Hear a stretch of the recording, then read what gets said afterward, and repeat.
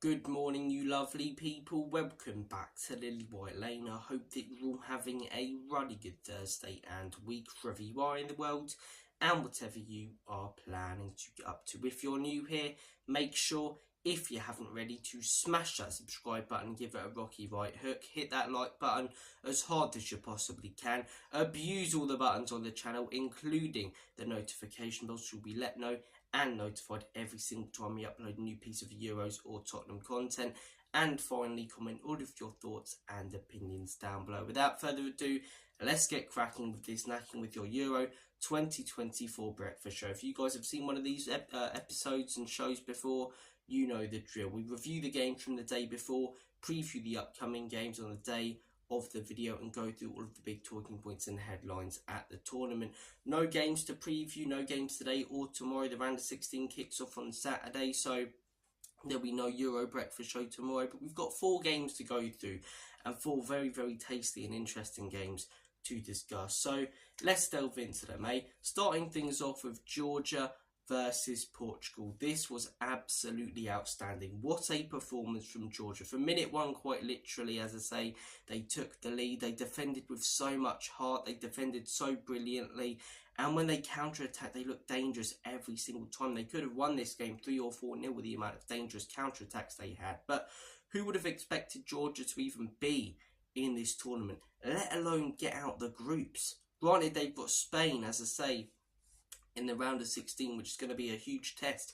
But after beating Portugal 2-0, I wouldn't rule out that they get a result there. In their first game against Turkey, they lost 3-1, but I think that was a very, very harsh scoreline. Obviously, the third goal came from the keeper being off his line. I thought they had more clear-cut chances than Turkey. I'd argue they were maybe the better team. I thought Turkey were the better team in the first half, but Georgia in the second half were by far the better team, creating far more chances, and it took a moment of magic from Arda Güler to beat them.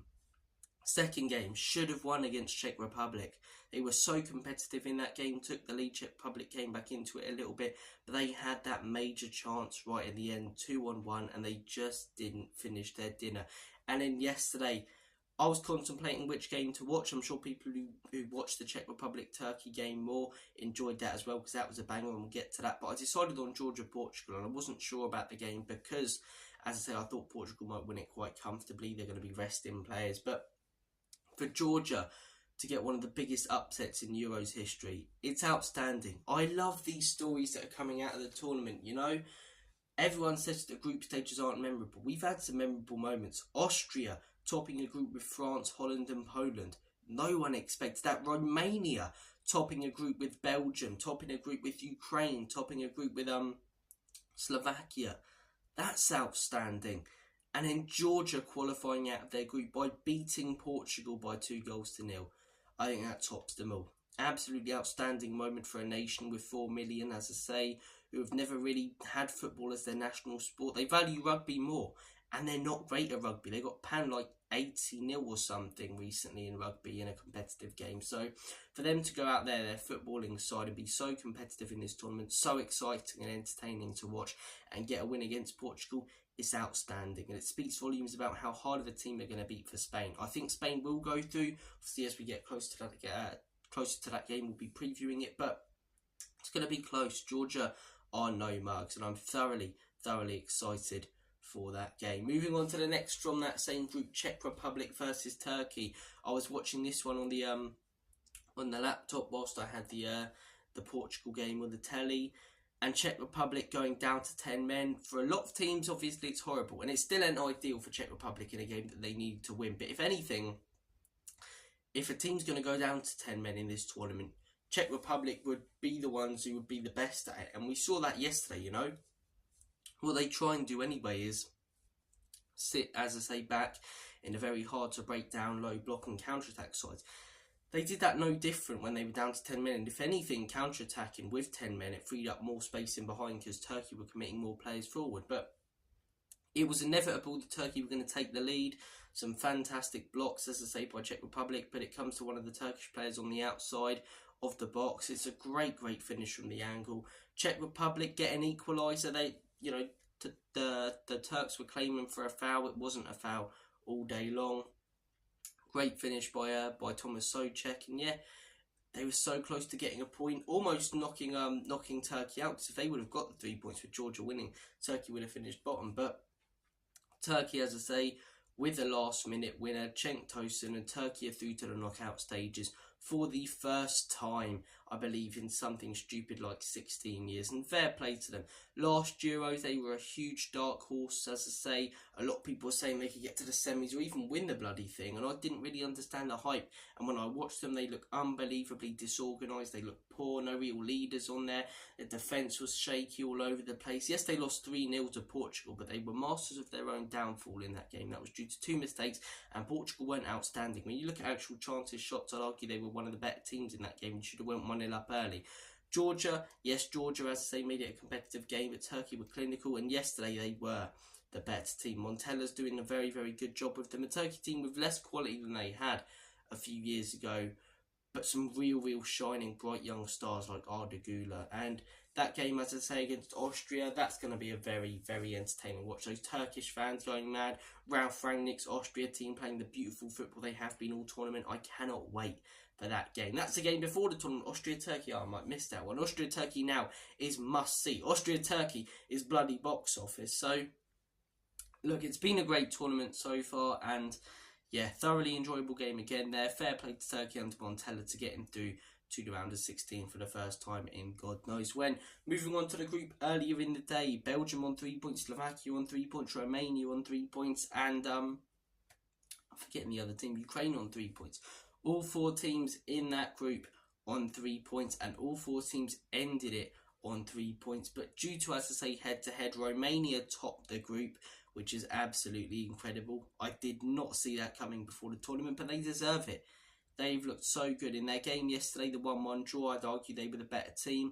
And yeah, that first game against Ukraine, they were absolutely outstanding. Defensively, they looked so solid. Against Belgium, they gave it a real good go. Good goal difference. Yeah, Romania, as I say, they're a team who are going to be tough to beat in the round of 16. So fantastic for them to top their group. Second, I believe it was Belgium who finished second. Yeah, 0-0 draw to Ukraine. It gets them through, but it really does show where this Belgium team are. The fact that they're trying to keep the ball in the corner to grind out a 0-0 draw with Ukraine to send them through in second. Second place in that group in 2016 or 2018 would have been an absolute disgrace with the players that they have. Whereas now, it's not as much of a disgrace. I still think they should have topped the group, but as I say, they've missed out on their golden generation big time. That team with Hazard, Lukaku, when he was actually banging in goals. He was brilliant, in 2018, 2016. Now the guy moves like an absolute truck and can't finish to save his life. So, look, that Belgium team, they missed out on their prime. They're through to the round of 16, and who knows, they could cause an upset against France. France haven't looked fantastic at all, and I'd love them to. I really would, but I can't see it. Although France have looked crap, I can't see it. And I think Belgium, as I say, it's quite sad to see how they've deteriorated as a nation in competitive international football. But a lot of credit has to go the way of Romania, and a lot of credit has to go the way of Slovakia, beating Belgium, obviously, getting themselves in third place in that group through to the round of 16. And Ukraine, you do feel for them. You really do feel for them. I saw a stat yesterday that it's the first team in Euros history to finish on 4 points and not go through to the round of 16 because they were in fourth, especially with everything going on in their nation, as I say, and that has been going on in their nation the last few years. You do feel for them, but their team have definitely made themselves competitive. First game, they were absolutely horrendous. Let's not beat around the bush against Romania, but Romania were incredible. Second game, they were fantastic. That second goal was absolutely brilliant by Yaremchuk. And third game, they were the better team against Belgium. They had more chances, especially towards the end of the game in the second half, but just wasn't to be. Just wasn't to be. Look, we've got a 2-day break from the Euros now. Expect potentially some Spurs content coming up on the channel tomorrow due to there not being a Euro breakfast show. Friday as well, maybe some Spurs content. I don't want to report to you guys some rubbish news that Spurs are interested or Spurs are linked with Eze for the 50th time. If any substantial news about Spurs in talks or Spurs doing something seriously that's true coming from a reliable source, I'll be on here. But I'm not going to bait you guys, with rubbish titles just to report the same news for the 567th time on here. Would it get me clicks? Yes, but I pride the channel on being honest with its viewers, and I'm not going to do that. Simple as. So, Euro breakfast shows, as I say, back on Saturday, back on Sunday, back on Monday, back on Tuesday, round of 16, baby. Let's get cracking with that. The Copa America as well has been very, very interesting so far. So comment your thoughts and opinions down below on that and the Euros and yesterday's games. Take care of yourselves, all the best, and as always, come on you Spurs, in Big Ant we trust. Enoch can leave you out. Come on the Euros, come on England.